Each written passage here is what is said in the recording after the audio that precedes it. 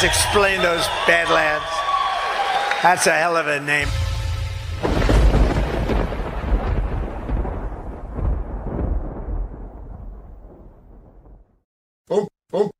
Okay.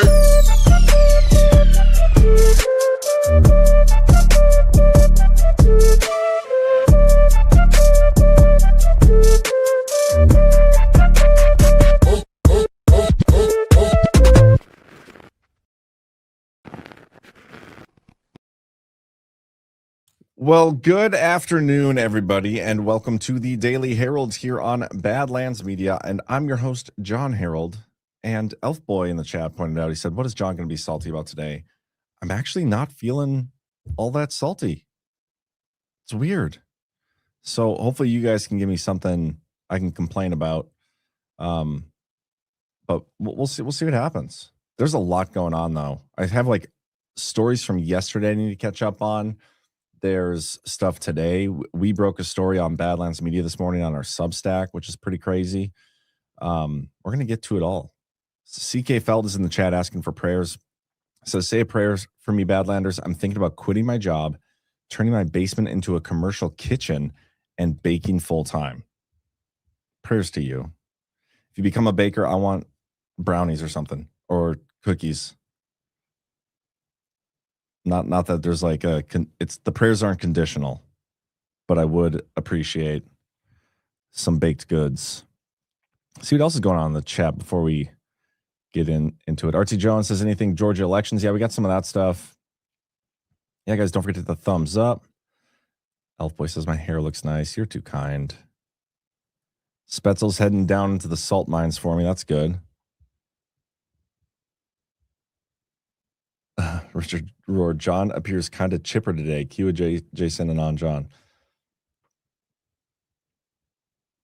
I'm salty over the post office not delivering my Rise of Tire order. That's annoying. Yes, I do remember those cookies. Those were awesome. But all right, let's get a quick word from our sponsors, and then we'll get cracking. And first up, we got some Benson Honey Farms. Welcome to Benson Honey Farms, where every jar is pure gold. Benson's Honey is excited to be back on Badlands Media with their latest 2025 honey harvest straight from their farm in Nebraska. While they've been busy working to improve their state politics from the ground up, they never forgot the importance of sharing the best honey around. Did you know that honey isn't just a sweet treat? It's nature's medicine, perfect for alleviating allergies, soothing upset stomachs, or as a delicious natural sweetener for baking. Benson Honey is never heated, ensuring you receive it in its pure, raw form, full of natural goodness. At Benson Honey Farms, quality and purity is top priority, and they're committed to providing the finest honey from hive to home. Join the supportive community and enjoy a special offer. Go to badlandsmedia.tv/honey. Use promo code BADLANDS for 15% off your purchase. That's Benson Honey Farms. Savor the authentic taste of Nebraska and support this America First business. You can follow them over on Facebook. And also, guys, keep the Bensons in your prayers. I know, Mo went through quite a bit. She's still recovering. I should reach out to her. I haven't talked to her in a little while since she got back home. So we have them, and then we have a new sponsor, which I'm excited about. Actually, I've read one ad of theirs, but now I have the product, and it's amazing. Welcome to Things of Holding, where 3D printed chaos meets professional grade sarcasm. And you guys know I love some good sarcasm. This tiny shop run by one highly opinionated nerd specializes in snarky magnets, savage desk companions, and gifts that roast harder than your group chat. Need a magnet that calls you out? A tiny object with more attitude than your ex? Perfect. You're home. Everything is printed in-house on mighty bamboo lab machines using quality filament, built to survive drops, cats, and minor emotional spirals. They make things that make you laugh, personality you can physically hold, and sarcasm as a fully recognized love language. And yes, meet the legendary F-bomb jar. You know those moments when an F-bomb is absolutely justified, but you don't just want to set off a chain reaction? Drop it in the jar. Silent, contained, deeply satisfying. Deploy responsibly or don't. They don't judge. They enable. Small shop, big personality, slightly unhinged creativity. Grab something fun, laugh a little, and help make the world weirder in the best way possible. Visit thingsofholding.com. Support this America First business. Yeah, and I got the F-bomb jars now, so I'm probably not going to stop swearing, but I'm going to try my best to like do F-bomb drops in here when I swear so I can keep track of how many times I swear during a show. Just going to get the rest of them out of here. Love this idea, though. Great idea. Look at that. Little F-bombs. Put them in the jar. So here, let me test it out. Fuck. There we go. See, that's how easy it is. That's what I'm going to do about the show. Thingsofholding.com, guys. Where should we start? Let's quick buzz through. No update on the Doge website. Silver is climbing back up slowly but steadily. It was up to like 86 earlier. It was even up to 90 earlier. Didn't see that. It's at 85 now. Bitcoin is bumbling around just above 70,000. Sure that. The only update on the presidential website. Ooh, we got a new one. We got nominations to the Senate. We'll look at that. But it's National Black History Month. So to JB and Cam, my brothers from another mother's, happy Black History Month. Congrats. I don't know how you wish people that, but good for you guys. Nominations to the Senate, Michael McDonald of D.C. to be the chairperson of the National Endowment for Humanities for 4-year terms. All righty. Nothing too crazy. Let's do a quick little look at Fulton County. There's quite a bit going on. I'm gonna get to the breaking news that we dropped about Fulton County here in a little bit. But I want to start with a little recap and some of the things that's going on down there already. So this is the Fulton County's chairman of commissioners, Rob Pitts. He was basically given advance notice of the FBI raid, which that's a little concerning. Take a listen. Well, I'm told that. I mean, I received a call on Monday before last Wednesday, before the raid, that there were going to be arrests in Georgia. Secretary of State, his deputy, Sterling, I believe his name is, me, and 2 or 3 others. That did not happen on Monday. It didn't happen on Tuesday. But lo and behold, on Wednesday, the FBI shows up. And in addition to the FBI showing up, when Tulsi Gabbard showed up and we'd heard a rumor that she may be coming, I couldn't believe it. But I didn't meet her, didn't talk to her, but she was in fact there. So that leads me to believe, and any rational thinking person, that there's something sinister going on here. There's something bigger than just the FBI confiscating the records that they took. So that's why I say that. But nothing happened. Now, after the FBI raid on Wednesday, on Friday, I received another call. Actually, it was this Monday. Same source saying that you guys can't relax, even though the FBI has been there and they've confiscated the 700 boxes. Arrests are coming. So we'll have to wait and see. Gonna have to wait and see. Arrests are coming. It's pretty interesting. They have sued now to get the ballots back. Georgia's Fulton County seeks the return of the 2020 election documents seized by the FBI. They've gone to federal court seeking the return of the ballots. They've also asked for the unsealing of the sworn statement that was presented to the judge to approve the search warrant. The filing from Fulton County is under seal, so we can't even see exactly what they said. They just, hey, we're asking to get this stuff back. I don't think it's going to work. I have a sneaky suspicion that they're not going to be able to get that returned. But speaking of them getting advance notice, there was a story of the field office agent down in Fulton County who was fired, the Atlanta field office agent, about a week or so before the raid. And I believe this is probably why. He gave them a letter of advance notice as well, essentially. Dear Elections Director Nadine Williams, it is requested by the FBI that Fulton County Board of Elections voluntarily produce the below listed records related to the November 2020 presidential election. Paper ballots, ballot envelopes, voter tally records, batch tally sheets, tabulator poll tapes, documents relating to missing voter records, including missing tabulator poll tapes. Production of these documents can be made in person at 3000 Flowers Road, South Atlanta, Georgia, to be collected by agents. Why would you do that? Paul Brown, FBI Atlanta. Let me confirm this is the guy that got fired.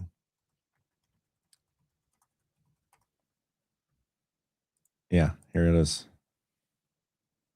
Paul Brown was removed after expressing concerns about the Bureau's investigation into Fulton County 2020 election results. I wonder how long this guy was there. Paul Brown. I wonder if we can find that, because he joined the FBI in 2006.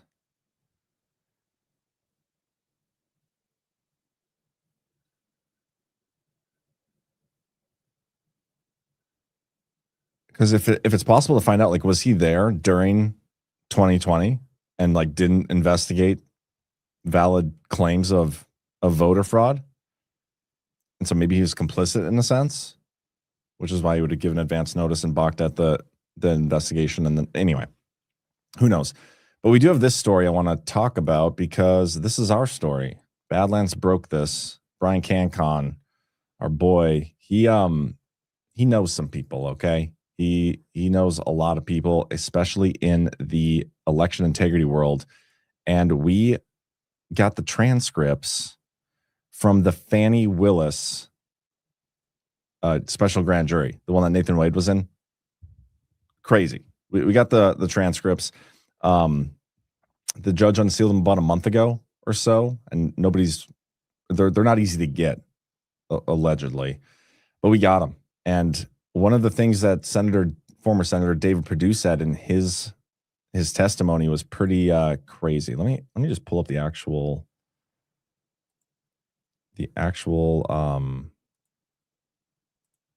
grand jury testimony here. So you can see here, grand jury proceedings, Atlanta, Nathan Wade.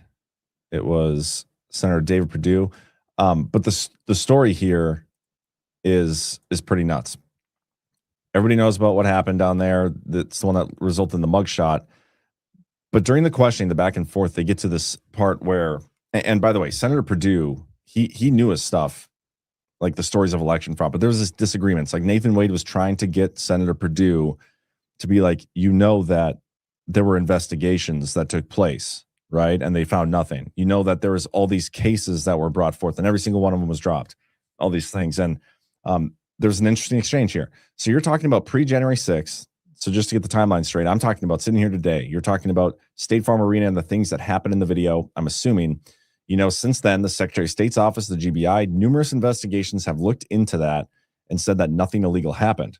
And Senator Perdue says, actually, that's your opinion. That's not fact. And Nathan Wade says, it's not my opinion that those investigations have. And then he gets kind of interrupted. Well, let me give you one example. And then Nathan Wade presents a question again. Do you agree that those investigations took place? He says, yes, that the GBI investigated. I agree that an investigation happened. Yes. And then a little bit later, Nathan Wade narrows it down. I just want to flush out for the grand jury what you mean, because it's a simple question. Did the GBI investigate those claims? And Senator Perdue says, not to my knowledge, not to my satisfaction. And then we get into this part, which is pretty incredibly damning, I think. Nathan Wade, do you have reason to believe that the GBI would not have conducted a satisfactory investigation? Perdue says, I'll give you a phone call that happened. Wade says, sure. In November of 22, the head of the GBI, Vic Reynolds, called me. It's a matter of record. He called me and said, we're not going to investigate. The governor wants me to tell you why we're not going to investigate. I said, please do. Because he was in a meeting in May when he saw evidence of ballot harvesting. And this is video evidence and cell phone evidence, along with testimony and bank records that are corroborated on and all that. He looked at that and said it was compelling to be investigated. That was in May of 2021. I'm assuming he said compelling enough to be investigated. So May 2021, the head of the Georgia Bureau of Investigations, Vic Reynolds, was presented with evidence of ballot harvesting. Bank records, phone logs, like all these things. It's like, wow, that's pretty compelling. I think we should investigate that. That's the head of the Georgia Bureau of Investigations saw evidence he found to be compelling. A little bit later in November, Vic Reynolds calls Perdue and says, we're not going to investigate it because I'm a team player. If the governor doesn't want to investigate, we're not going to investigate. And then Perdue goes on immediately after that to say, and for the record, subsequently, he's been promoted to Superior Court of Cobb County. This is a former senator. Not that politicians, You know, if anything, they lie more than anybody. But like in terms of the normie sphere, this is a position of authority. And he's saying under sworn testimony that Vic Reynolds told him he wasn't going to investigate compelling evidence of ballot harvesting and voter fraud because he's a team player. The governor didn't want him to do it. He's a team player. And then he immediately follows up that statement by pointing out that this guy, Vic Reynolds, has since been promoted to Superior Court Judge of Cobb County, which leaves me with multiple questions, like the two primary ones being, why would Brian Kemp not want compelling evidence of ballot harvesting to be investigated? That's a little ridiculous. I mean, maybe we'll get to the bottom of that eventually. But then the second question, because the implication here, just based on this part, the article goes on and his testimony goes on, and they ask him a follow-up about it. And he kind of walks back his connection of this guy being promoted to Cobb County as a Superior Court judge. He kind of walks it back. It's like, yeah, I think, don't get me wrong, I think he's going to be a great judge. But by putting this in here, like this part right here, immediately after saying he didn't do the investigation because he's a team player, and then immediately pointed out that, you know, he was subsequently promoted to a Superior Court judge in Cobb County, he's kind of implying that those two things are connected, in my opinion. That's my opinion. I don't know. But I think it's a valid question. Is Vic Reynolds not investigating this compelling evidence of voter fraud in any way tied to his promotion to a Superior Court judge of Cobb County? And then throughout this article too, CanCon does a good job giving some other context, because there's multiple other instances. There's 3 total where people who were involved in election investigations in Georgia in 2020 were later appointed to judgeships. And every one of those investigations that they were part of kind of got a little obfuscated, didn't seem to go smoothly. Like there's just so much weird stuff going down in Georgia right now.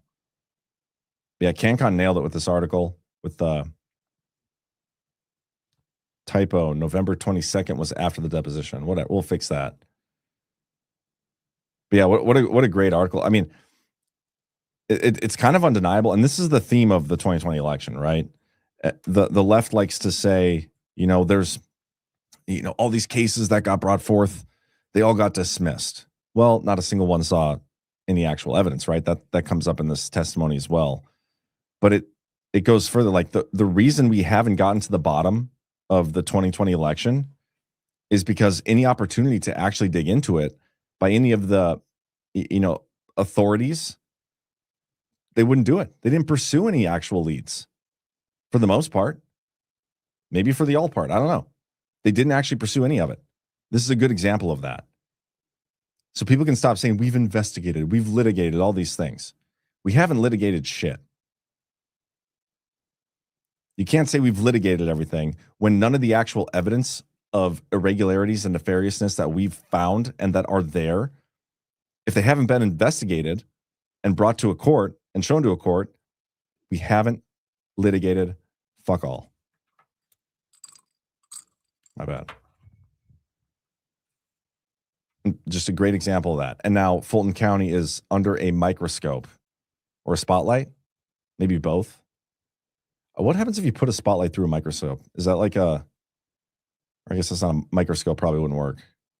But you know, like when you can take one of those magnifying glasses under the sun and like burn things? Not that I ever did that, but if you put a spotlight through a magnifying glass, would it have the same effect? Because maybe that's the effect that's taking place right now in Fulton County. But yeah, what's Chuck got to say? Final demand. What does no tax on tips mean to you? $8,776 in tips last year, $800 extra in my refund. Where's the other 60%? It's just a deduction lowering my tax bracket. WTF. Yeah, the no tax on tips, guys, that's a campaign slogan. That's not an actual thing that happened. And if I remember right from reading the bill, it wasn't like a full stop no tax on tips. It's no tax on tips, or you can deduct tips or whatever up to a certain amount, and then it's still there. Yeah, it's not us. It's the stenographer. CanCon said. Trump freed many people who were being blackmailed for a mistaken judgment as long as nobody died and they repented. Reberhard is painting his son's kitchen cabinets. That sounds fun. Sick of them hearing them say it's all been debunked.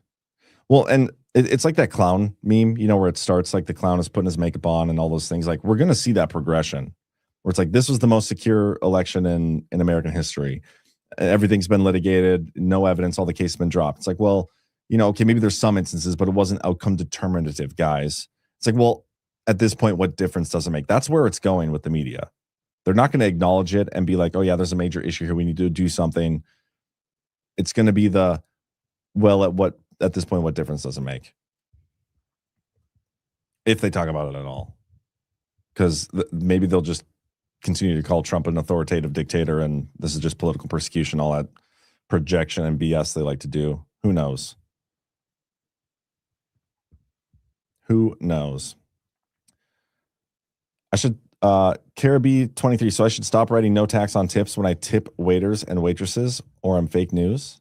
That's a good question. I don't know, Kara. I'm gonna have to go back and read through the bill. I think we get no tax on, why are we talking about taxes, guys? We're sitting here talking about taxes and our government's committing fraud to the tune of like $3.5 trillion a year. They're just taking our tax dollars and committing fraud with it. No, I don't want to talk about taxes anymore. But I think I might have more stuff on.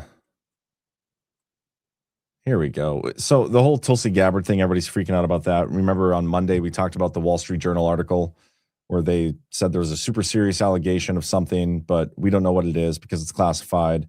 But this guy brought it forth and can't take it. You guys remember the story. Well, we have an update now.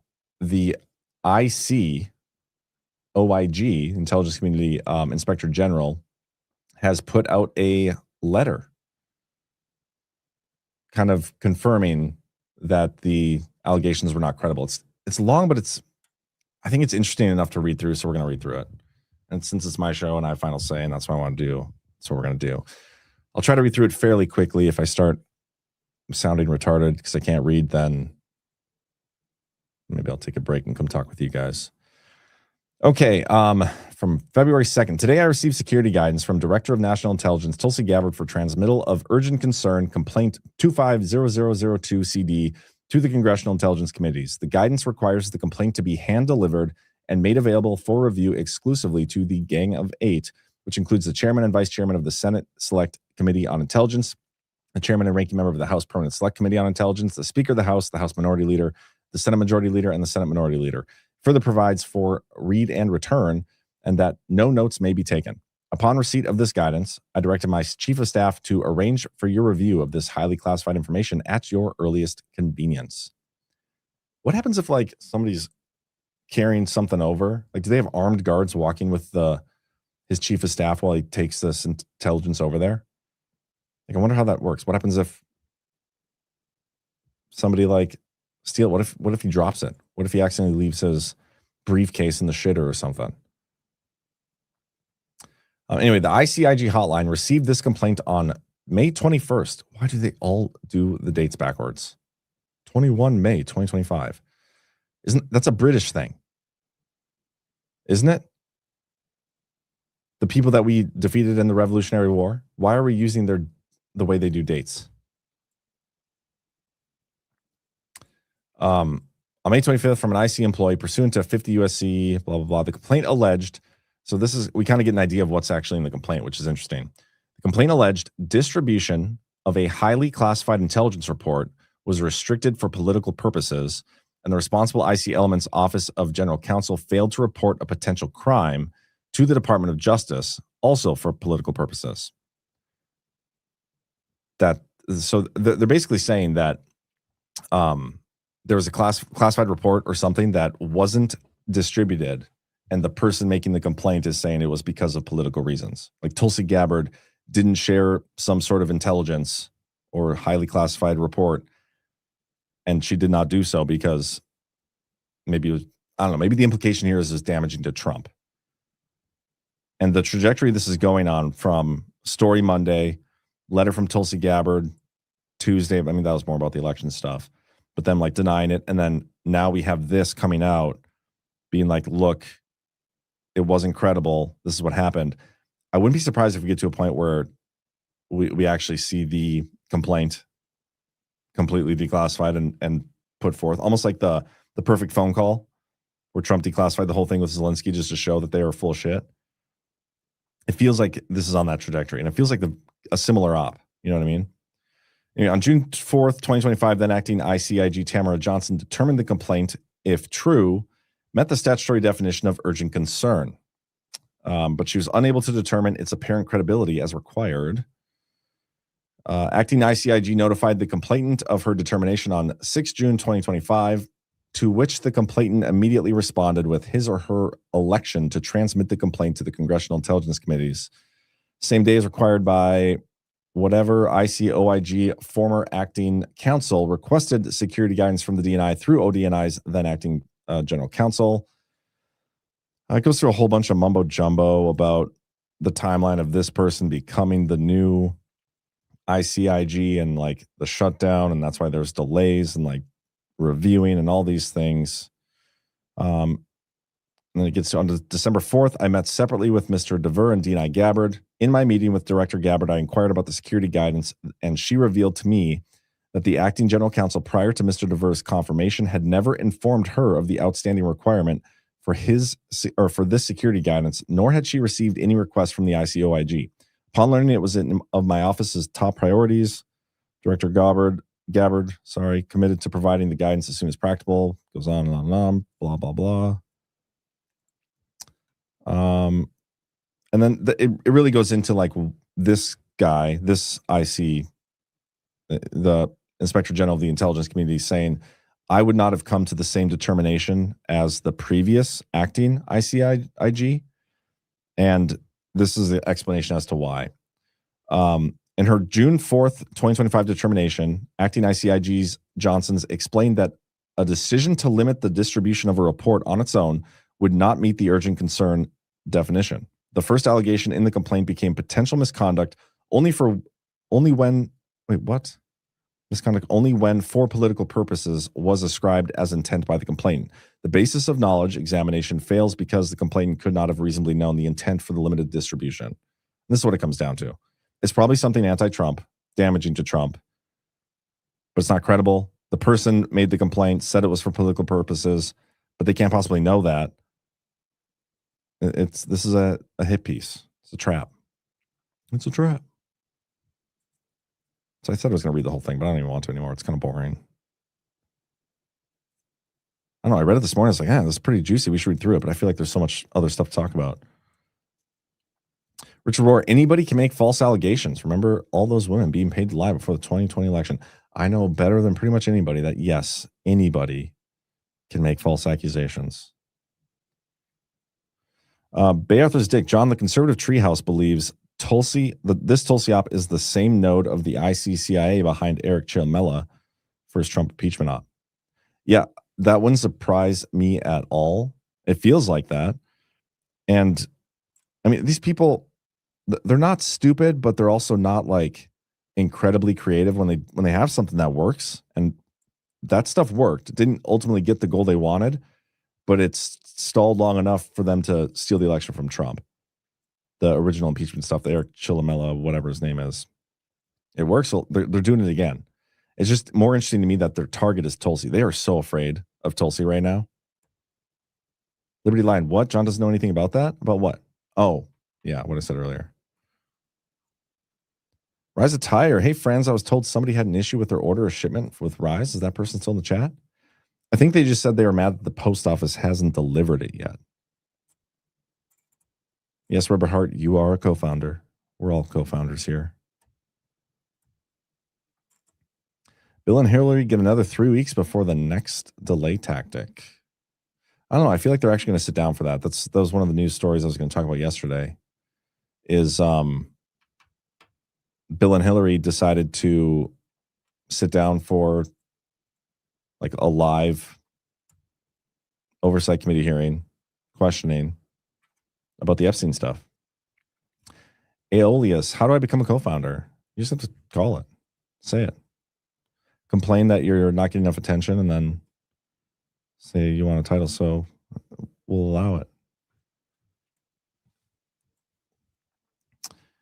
Souza Paul 771. If you make $20 an hour and $30 an hour on overtime, the tax free is only on the $10 extra.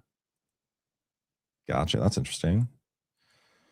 Let's keep going. I thought this was so interesting here. The Trump administration urged a federal judge not to block construction of the White House ballroom, arguing the project is critical to national security and cannot be safely paused. Now, of course, the left is challenging this. They challenge everything Trump does, literally everything. Dude shits in the wrong bathroom. They're going to file a motion to compel some, who knows? It's just literally everything. And there's this court case going on, and the Trump administration just filed a new motion, and I read through the motion, and it's amazing because there's one little nugget in here. They give a bunch of reasons as to why we need to keep going. Number one, starting with the balance of harms, they powerfully favor a stay pending appeal. Halting the project at this juncture would be untenable and detrimental to public interest. First, any injunction would exacerbate rather than redress the National Trust's own stated aesthetic interest. So it's like, oh, it looks terrible to have like this construction going on. Well, if you delay it any longer, it's going to continue to look that way. Let us finish the project, and it won't look this way that much longer. I'm going to skip number 2 for now and come back to it. Third, more generally, continued progress on the project advances the public interest. It'll have expanded capacity for receiving foreign dignitaries, all these things. I thought there was a fourth, but maybe not. I'm going to come back up to the number 2 then. Second, the Secret Service attested halting construction would imperil the president and others who live and work in the White House. There's a quote here. The current open construction site is in and of itself a hazard and complicates Secret Service operations. Now, this is where it's juicy. There are additional reasons out above and beyond like security and safety of the people who work in the White House that is described in detail in a supplemental classified declaration that halting construction will endanger national security and therefore impair public interest. Now, guys, there has been conspiracy theories floating around about what they're really doing under the East Wing there. Like they're building some big data center or some bunker or something. A lot of speculation. And there's like some compelling evidence for them doing that. And I feel like this is another piece of that evidence. There's a classified declaration that we don't get access to. Obviously, we can't see it, classified. But they're saying that halting construction will endanger national security. That's fascinating. I wouldn't say confirms the conspiracy theories about what they're doing under there, but it's definitely a tally on their side of the ledger. What do you guys think? El Quady says, I'm an extra co-founder because I've been here since episode 1 and I suffered through. Oh, I won't read the rest of that. Don't want to be mean to other people. Poker room. Why were there no windows? I don't know. Maybe they're building an underground gallows, a comms bunker. Man, I wish I could find quickly the there's like a video or something somebody did, or a Substack. I don't remember which it was. I think we talked about it on a Power Hour. East Wing.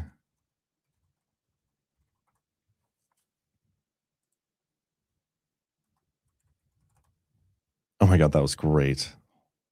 This is hysterical. Look at the East Wing construction is done at some freaking Buc-ee's. That's so funny.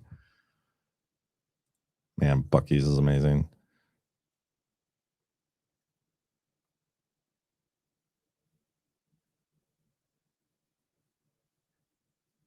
I want to know.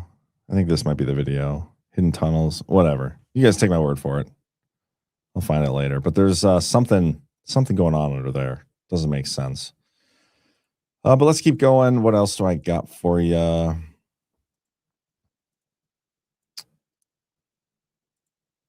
Some stories from yesterday. Oh, the guy, Ryan Routh, who tried to kill Trump. He has been sentenced to life in prison.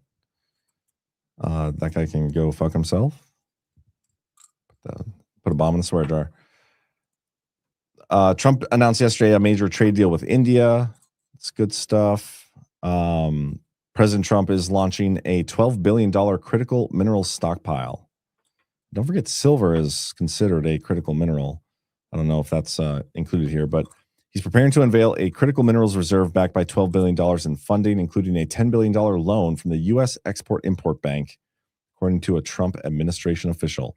The initiative, known as Project Vault, will pool the EXIM loan with private investment to purchase and stockpile minerals for automakers, tech companies, and other manufacturers.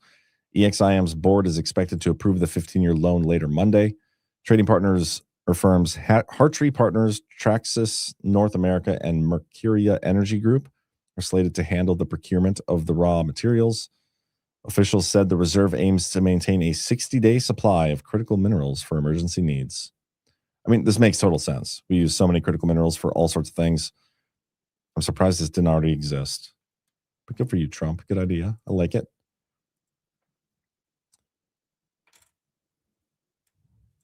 El Donnie Omai, did the Buc-ee's convo carry over here? People were talking about Buc-ee's elsewhere? What's the latest with the Jack Smith case? What do we know? What do you mean?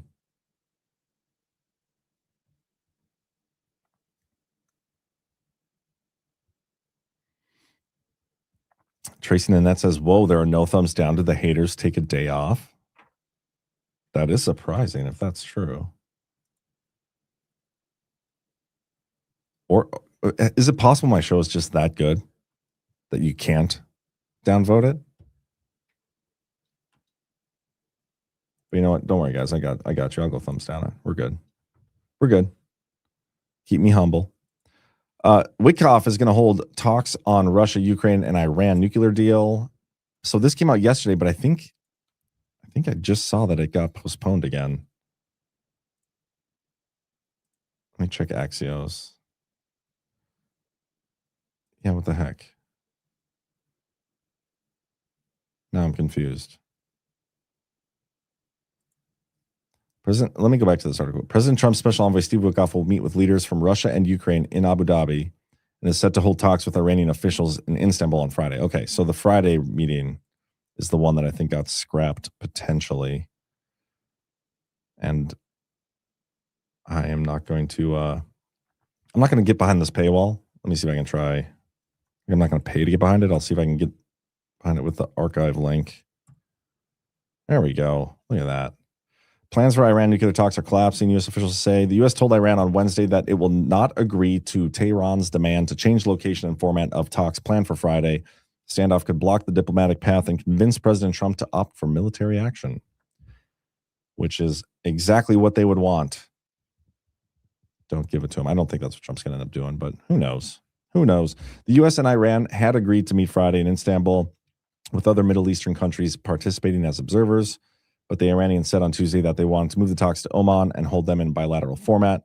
Whatever. You guys get the idea. Isn't it crazy how quickly the news cycle turns, though? Because like literally just yesterday, Iran and them meeting Friday, and then 24 hours later, no dice. Dust Bunny 07, Bongino opening show, 999,000 thumbs down. No way. Is that true? I mean, it's definitely bots.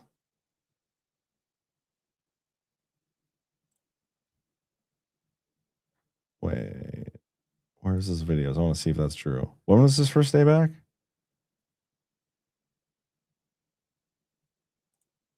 Oh yeah, I'm back. Okay. Oh, it's only got 2,000 downvotes. You jokester, you. Whoever said that in the chat. John says, or sorry, Richard Rohr says, John, they tried to overthrow Trump, and that's a matter of national security and the state secrets, so it's handled by our military. You know, a lot of people are saying that. I don't know if that's entirely accurate. I mean, I wouldn't be surprised if there is a military element here. I just don't think we've seen any evidence of it, so that would be speculation. Not saying it's not possible. Not saying it isn't what's happening. I'm just saying at this point, that's pure speculation. You could at least admit that. You can say confidently, but still speculation. Allie Tucker, good to see you, Allie. Iran tried to change the location and U.S. rejected it today. They said they will meet soon if Iran goes back to the original format. Why does the format of a meeting matter? That's my question. Seems like they're just being anal. Both sides are. U.S. proposes $16 billion in arms sales to Israel and Saudi Arabia. By the way, I think I saw we just gave another like $4 billion or something to Israel yesterday when they opened up the government again. That bill passed. The government is no longer shut down. I don't know if you guys could feel all that pressure releasing from the government, opening back up, and things getting back to normal. The DHS funding is set for 2 weeks. I got to imagine they're not going to actually come to an agreement and pass that thing beyond these 2 weeks. Such a stupid thing for them to even to pretend to do. The whole thing is ridiculous. But to me, this is a uniparty proof. You know what I mean? We talked about the uniparty yesterday, and it's something I even had a couple posts on Twitter about this. It's a uniparty proof. Like if these two sides were actually at odds, you're telling me that not one person in the red team would understand that, like, okay, well, the blue team is literally never going to vote for this funding beyond these 2 weeks. So maybe we should think of a different way to handle this other than like passing the 5 other bills and separating this out. Like there's just strategically, it's such a stupid thing. But the uniparty, they're going to do what they're going to do. And this is one of those things. They're going to protect their elections. The DHS is going to be defunded, or there's going to be some huge, ridiculous type bill put in there. Like the exchange rate on what the Democrats, the blue team is going to ask for, and the red team is going to give them in order to pass the funding of the ICE longer. It's going to be ridiculous. But we just sit here and cheer them on like, yay, government, open back up. Good job, guys. So stupid. Uniparty proof, though. Because if they weren't actually united, this never would have happened. Them extending it for only 2 weeks, in my opinion. Argentina is requesting extradition of Nicolas Maduro. Argentina, huh? That's notable because we were talking about him maybe ending up in like Russia or something, or Turkey. Argentine judge Sebastian Ramos signed an extradition request asking the United States to transfer Venezuelan President Nicolas Maduro in connection with a case in Argentina concerning crimes against humanity. Ramos said it was necessary for Maduro to be extradited so he could testify in the case. I have a feeling we're not going to extradite him. We haven't heard from him in a while, have we? Maduro, has there been any stories since his arraignment? I don't think so. Yeah, this is a funny one. Maybe not funny. Somebody died. Guys, don't laugh at this. Somebody died. But anyway, Jill Biden's ex-husband has been charged with murder in his wife's death. Could have been Jill. Guys, we're lucky. It could have been Jill. Could you imagine? We haven't heard from the Bidens either in a while. Oh, did you guys see Savannah Guthrie's mom? There's a lot of conspiracy theories flying around about that. Savannah Guthrie's mother is missing. Okay, they think she's been kidnapped. Let me see if I got a story on this somewhere. Yeah. And this has been kind of going wild the last couple of days. I haven't really been paying too much attention to it. Somebody pointed out, I think it was Chris in our Badlands chats, like, are they going to try to pin this on like a mega extremist? Which wouldn't surprise me, but I don't know. Last I heard, it's possibly Guthrie's brother-in-law or something. Like the last person to drop her off was one of the daughters, and it would be her husband. They're probing possible ransom notes. I don't know. I mean, bad things do happen. Prayers for a safe return if it's real that she has been kidnapped. Let's see where the story goes. We'll keep tabs on it. Rand Paul, Mitch McConnell, John Thune, and gang trying to figure out how to handle this. They don't know how to handle this. How did Jill have an ex-husband when she married Biden at 15 years old? See, I feel like it might be a rumor that she was 15 years old when they got married. A lot of people like sharing that around, though. They confiscated their vehicle. Yeah.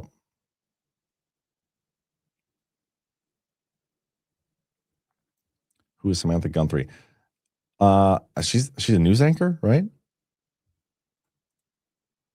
I mean, I know the name sounds familiar, but I don't remember what she actually does. Let's look it up.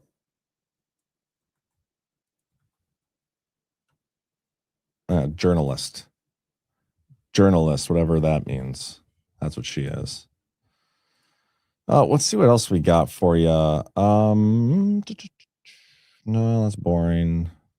Yeah, here's a story about Bill and Hillary testifying in front of the House Oversight Committee on the Epstein ties. That will be interesting, for sure. The Epstein thing has reached Normieville. I will say some of my buddies, and I wouldn't say they're normies, but we still need to think of a better word. But my text group, my buddies, they are talking about the Epstein files. One of them said that he's been like on YouTube for the past 3 nights in a row, just watching all the stuff. I was like, yeah, it's kind of become a full-time job for me to debunk things. I feel like Patrick Byrne posted something. Remember CIA agent Patrick Byrne? Or did he say he was current or former CIA? I don't remember. But in that video, he said that he was CIA. Anyway, he posted this. And everybody just wants to think Epstein's alive. And I know it's a fun conspiracy theory, but every time it comes up, I feel like I have to debunk something. He said, according to Grok, Epstein had a barbed wire tattoo on his upper left arm. Here's a picture of him alive with said tattoo. Here's a picture of Epstein's corpse without a tattoo. I was like, oh my gosh, they switched him out. Remember yesterday I debunked that, or 2 days ago, I debunked the story of the guard. I mean, the guard did exist. He just wasn't working at the time of Epstein's death. He wouldn't have been able to see any of the things he claimed in his 4chan post. And now this, if you look, first of all, the tattoo is like clearly a fake one. It's like rubbing off in this picture. Also, the testimony that Grok shared is from Courtney Wild. Courtney Wild sworn testimony, a victim or an alleged, or an accuser, I should say, said that the tattoo on your left arm of a barbed wire, yes, she's the one who admitted to it. So I got Grok to admit that he was wrong. Is it a he or a she? Do we know?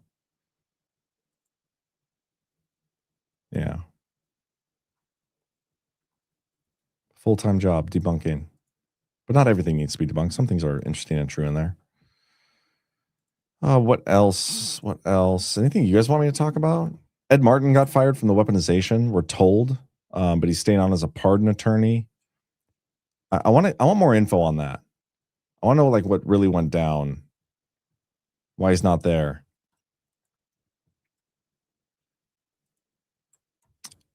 Did that. Already did that. Man, I had so many tabs open, but now I feel like I just cruised through them all.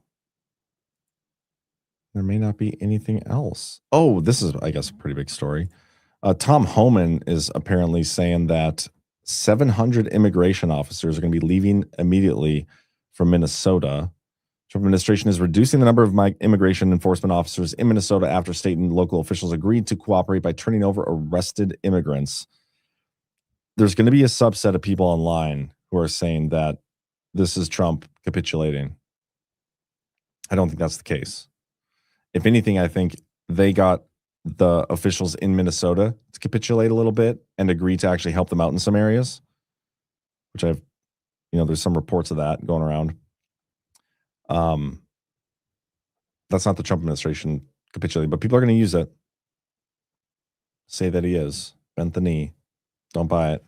You guys wouldn't. You guys are too smart for that. I thought this was funny. Russian missiles and drones have pounded Ukraine's energy grid in recent weeks, plunging people into frozen darkness in one of the country's coldest winters on record. Ukraine has accused Russia of illegally targeting power infrastructure during the war. Like, you're at a war, like, and you're going to say somebody did something illegal? You're going to tell on them? You're going to tell on Russia to the international court, an illegitimate body anyway? How can something be illegal during war? I know there's war crimes. Like, that's... I get it. After the fact, you can go after them for stuff, but it just seemed like a silly story to me. I don't know. I doubt it's true anyway. An internal document shows that the Vietnamese are preparing for a possible American war. So if you guys aren't ready, we're going to implement the draft and go invade Vietnam. We're going to get them this time, though. Going to Nam. Charlie's everywhere.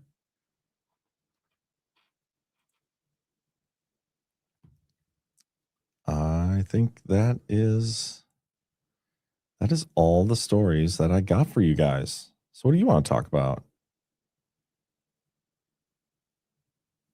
Bongino explained the home and ice situation nicely this morning. What do you say about it?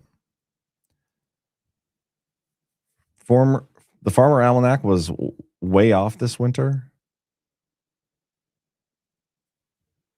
Matthew Trump, this is the awkward phase where normies are waking up but still want to cast Trump as the bad guy. Yeah. I still think there's a subset that also don't care. And they just like find stuff entertaining and whatever, some things interest them. But this Epstein rollout, I don't know, depending on where you get the information from, like my golf buddies, depending on what videos he's watching, he might come away thinking that Trump is guilty of something when he's not. So it's so crazy about the info war and why it's so important to like actually dig into stuff. Because people are willing to believe anything. SCOTUS approves California redistricting map for next election. That is fascinating. Ramon 222. John, what do you think of Promethean Action Link? I sent you an X. Yeah, a lot of people are sending that stuff. Like, I've seen their videos, guys. They're good. They're good. But let me just give my honest thoughts. Okay. They're clearly reading an AI script. Which there's nothing really wrong with that. Like, that in of itself is not a bad thing. But they kind of came out of nowhere. They're getting shared around by everybody. And they're like reading AI scripts. So who's giving them the scripts? And some of the stuff like that they say, it's stuff that we believe is going on too. But they seem to like point at the British bankers or the British crown a lot as the enemy. And I don't know if I agree with that. I don't know. Like I'm neutral on them, just like with anything. Somebody sends me information. I think it's interesting. I'll find some interesting things about it, but I'm not going to like go all in on the old ladies from Promethean. Some of their stuff's really good, but they're clearly reading AI scripts. Could you imagine if I read an AI script for my entire show? Probably a better show. Maybe I'd get more views like they do. Do I need to start doing that? You guys tell me. If you want me to start reading AI script, I can have AI script out my entire show for me. I'll just read it. Yeah, El Quades, that's kind of where I'm going. It sounds like an op. Like my baseline opinion on most things is like, it's probably an op. Could be wrong. But it's better to be wrong about it being an op than like not assume it's an op and it end up being an op and the op gets you.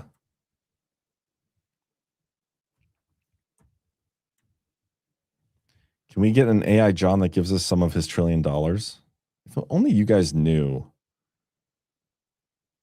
how little money I really do have.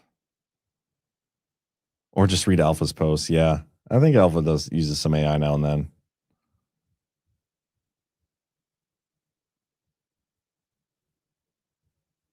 I should do it. I should be like, ChatGPT, create me a AI script in the way that Promethean Action does it, except we'll change everything around from like the Bank of London or whatever to the normie retards or something like that. See what happens. John, America has been owned by the crown after they bought war debt from France, Canada. Yeah, I know that. I don't think the British crown is the ultimate enemy, though.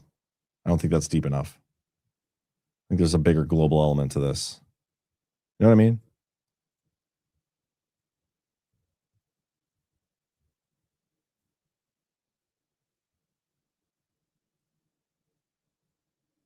This A. Wally, we're just effing with you, John. It's obvious you're not a gazillionaire. I know. It's funny to talk about because people sure do think I am. Do it in South Park voices. All right, guys. Well, I think I'm going to get out of here. It's almost time that time of day. I'll be back on tonight, though, with Burning Bright. We're going to have a good time. We have lots to discuss on the power tonight. We'll dig a little more in depth to some of the things that we've discussed here today and yesterday. So do me a favor, hit that thumbs up, and be sure to tune in tonight. Is there any show after me? I don't think so on Wednesdays. But yeah, we got new shorts on Rumble, so we're gonna be uploading a bunch of those over the next couple days. We got Space Revolution tonight. I think it's General Quast and Zach Payne, I believe, tonight. Should be a good episode. Shipwreck Show has Liz Crokin coming on. They're gonna be talking about some of the Epstein stuff, so that should be a good one. And then Altered State after that, and then the Power Hour. So busy day. Oh, it looks like there's a bonus episode of Geopolitics with Ghost right after this. So we're going to send you over there after you guys listen to the soft disclosure ad and get yourself some fucking soft disclosure for Valentine's Day. There's a swear jar. See you guys tomorrow or tonight. The following ad is rated M for mature.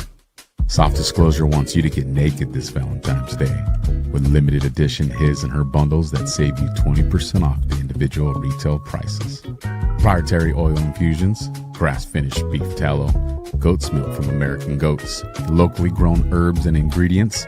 Soft Disclosure is putting America First fruits on your skin.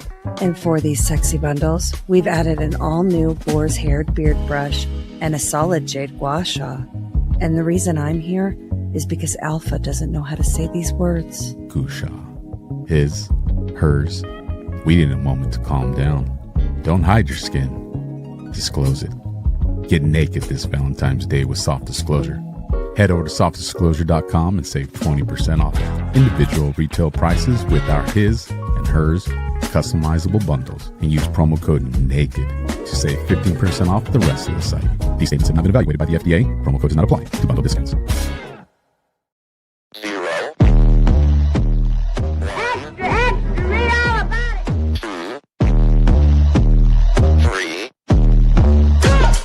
Let's get started.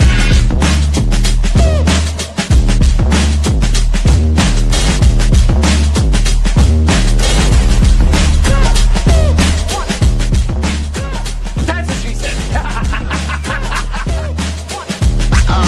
Oh, that's real good. Why they stopping me? Stopping me.